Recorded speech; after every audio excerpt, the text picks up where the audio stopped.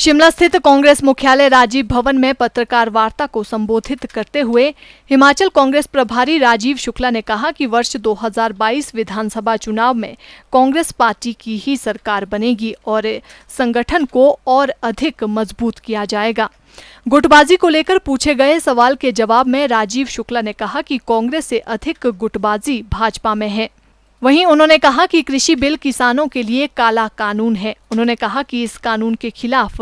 कांग्रेस किसानों के साथ खड़ी है। राजीव शुक्ला ने कहा कि कांग्रेस 2 अक्टूबर महात्मा गांधी के जन्मदिवस से 10 अक्टूबर तक देश भर में आंदोलन करेगी। उन्होंने कहा कि किसानों के लिए 10 अक्टूबर के बाद भी आंदोलन जारी रहेगा। सबके विचार लिए और उसके बाद आगे की रणनीति बना रहे हैं ताकि 2022 का जो चुनाव है उसमें निश्चित रूप से सफलता प्राप्त करें और यहाँ कांग्रेस की सरकार वापस आए, जिससे यहाँ का जो विकास ठप हो गया है जब से कांग्रेस सरकार गई है, उस विकास की गति को फिर से स्थापित किया जा सके। इसके अलावा यहाँ के जो हर व्यक्ति दुखी है, चाहे युवा हो, 14 लाख से करीब ज़्यादा युवा बेरोजगार हैं। यहाँ बाहर से जो आए उनकी नौकरियाँ छूटी हैं, वो भी यहाँ बेरोजगार बैठे हैं। किसान दुखी है, बागवान दुखी है, मजदूर दुखी है, आम कार्यकर्ता दुखी है, कामगार दुखी है और जो जितना भी प्रोफेशनल वो भी सब दुखी हैं। किसी को भी जो है खुशी नहीं है। ये जो वातावरण हो गया है तो निश्चित रूप से यहाँ पे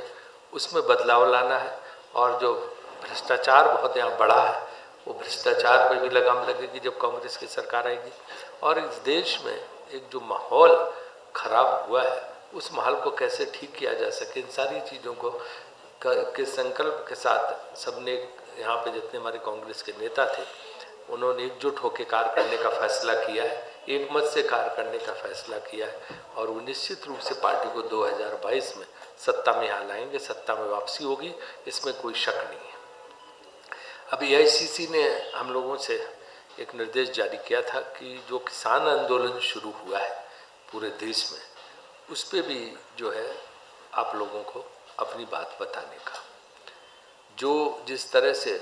किसानों का एक काला कानून लाके संसद में बिना बहुमत के राज्यसभा में पास कराया गया और जोर जबरदस्ती के बल पर उस कानून को बनाया गया, उस कानून को लेके आज पूरे देश में विरोध है। और वो विरोध सिर्फ राजनीतिक दल नहीं कर रहे, विपक्ष खाली नहीं कर रहा, तमाम ऐसे संगठन जिनका राजनीति से कोई मतलब नहीं है। आज जैसे मैं देख रहा था हरभजन सिंह क्रिकेटर का ट्वीट है, तमाम गायक जो है, जो गीतकार, संगीतकार, समाज के दूसरे वर्ग लोग, सारे लोग किसानों के समर्थन में खड़े हो रहे हैं,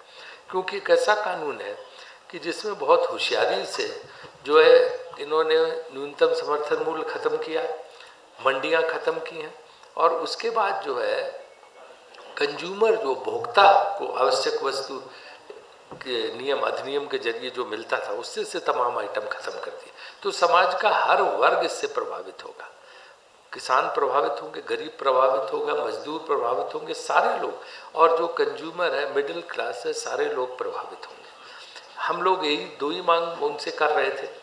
एक तो ये कह रहे थे कि ठीक है, अगर आप प्रधानमंत्री जी कहते कि हमने न्यूनतम समर्थन मूल्य खत्म नहीं किया तो ठीक है, पर आप उसको कानून में उसमें डाल दीजिए ना, क्योंकि आज आप ये कह रहे हैं, कल अफसर तो कानून में जो लिखा है वही देख के चलेगा।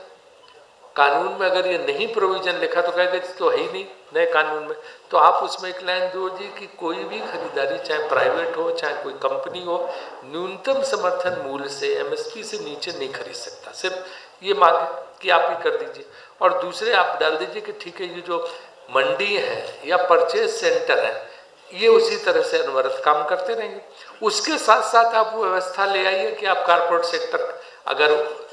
जो है अपना वो लेना चाहे, किसान के साथ कॉन्ट्रैक्ट करना चाहता और उसका माल खरीदना चाहता तो खरीदे, हम उसको नहीं रोकेंगे, आप वो व्यवस्था लागू करिए। लेकिन उसमें 2 शर्तें यही लगा दीजिए कि कोई भी कंपनी, कोई भी ये